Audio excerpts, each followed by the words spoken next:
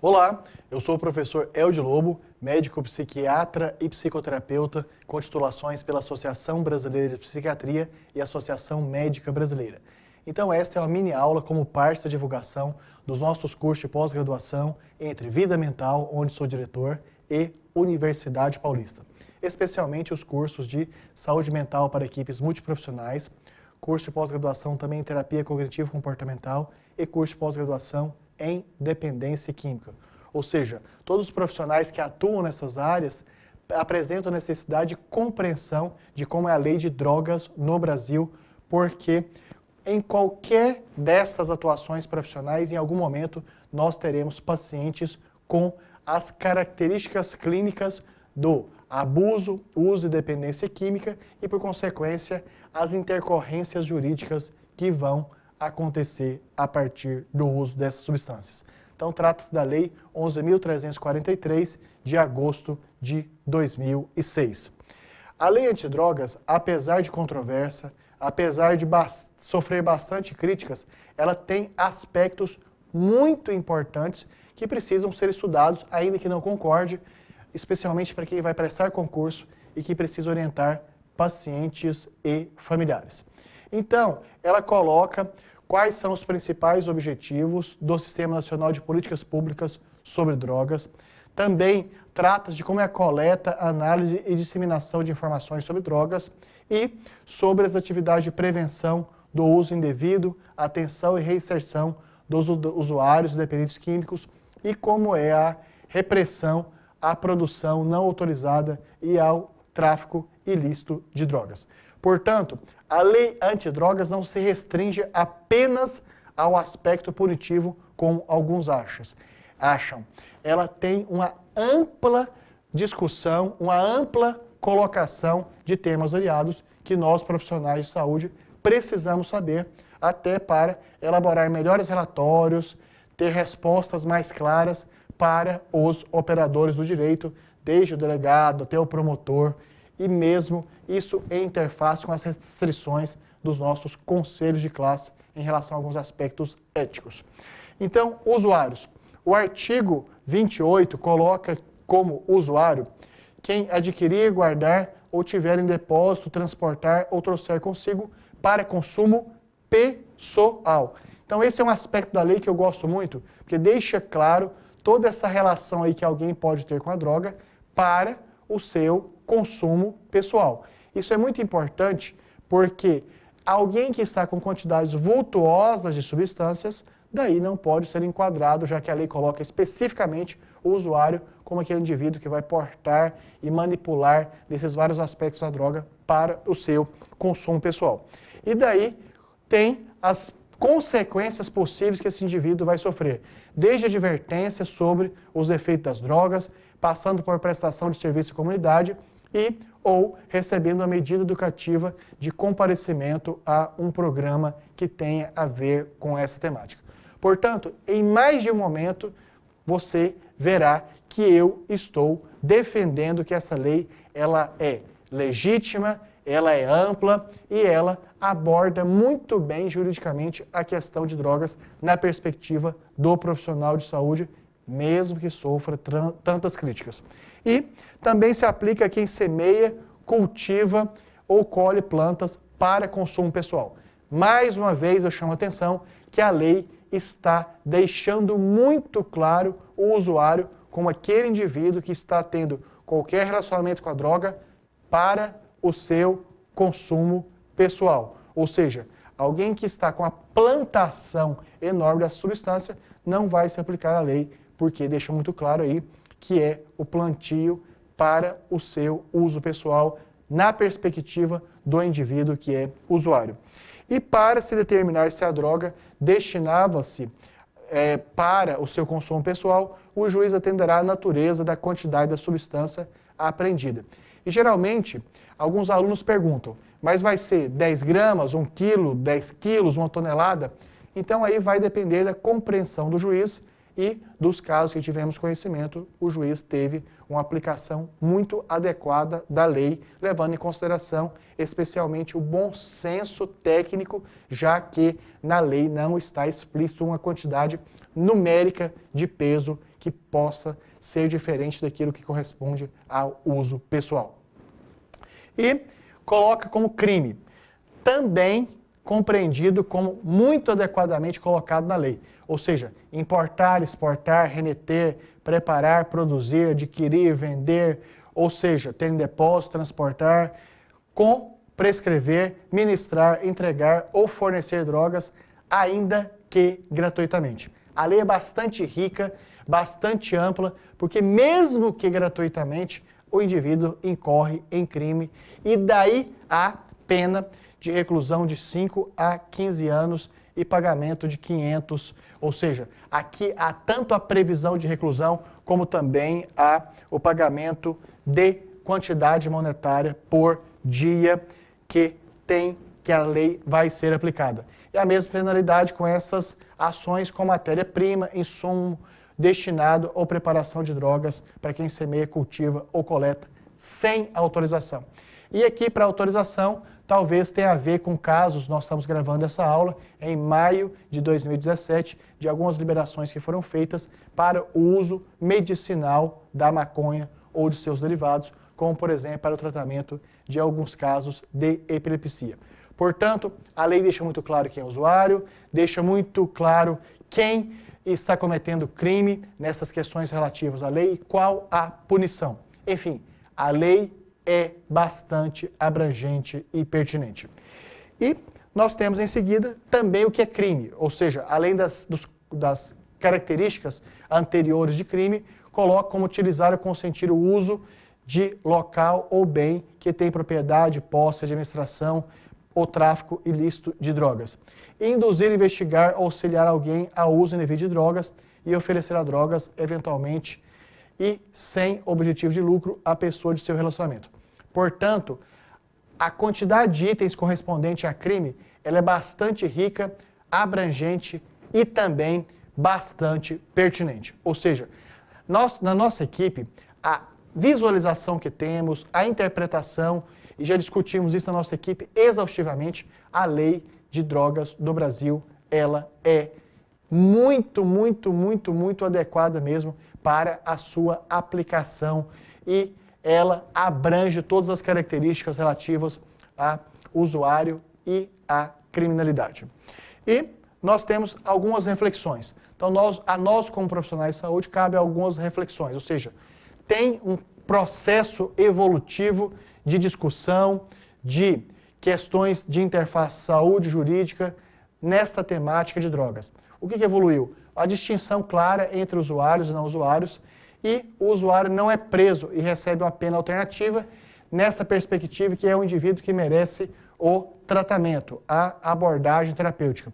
Desloca o usuário do contexto penal para os de saúde. Isso é um grande avanço. E, logicamente, que mesmo que estamos elogiando a lei, há algumas críticas. E a crítica é especialmente em relação à aplicação da lei, que não é tão clara. Acreditamos que nos próximos tempos, que terá revisão, emendas, ajustes nessa lei, vai ficar mais claro como é a aplicação dela. E a lei permite subjetividade na determinação de quem é traficante ou usuário. Enfim, a lei, em algum nível, ela deixa uma brecha muito grande nessa diferenciação entre um e outro. Logicamente que talvez os nossos colegas que atuam exclusivamente na área do direito, eles vão achar que não tem pertinência essa crítica. Lógico que é uma crítica na perspectiva dos profissionais da nossa equipe, psiquiatras, psicólogos e outros também parceiros de outras áreas de atuação, incluindo também advogados.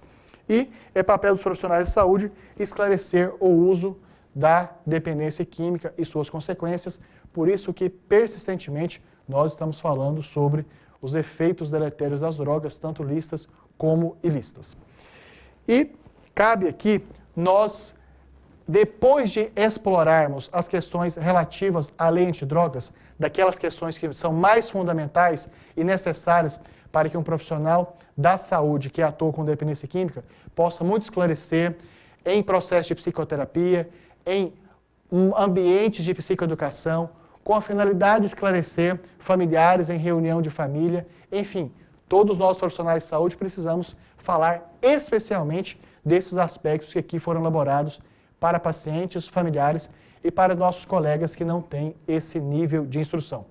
Então, na nossa pós-graduação em saúde mental para equipes multiprofissionais, nós tratamos exaustivamente da lei de drogas do Brasil, de modo que os profissionais possam ter um posicionamento que não precisa ser necessariamente o nosso da equipe de coordenadores e docentes, mas que ele tenha argumentação para relacionar também com o judiciário, contribuindo para que operadores do direito, delegados, promotores, procuradores, juízes, possam tomar decisões a partir de nossas opiniões técnicas da maneira mais fundamentada. Ou seja, o usuário dependente químico é o indivíduo que, na perspectiva da saúde, preenche critérios diagnósticos, ou seja, vai ser considerado dependente químico o indivíduo que usa uma substância tendo alguns itens, como por exemplo, o uso em um tempo maior do que aquele planejado, que quando fica sem o uso da substância tem sintomas de abstinência,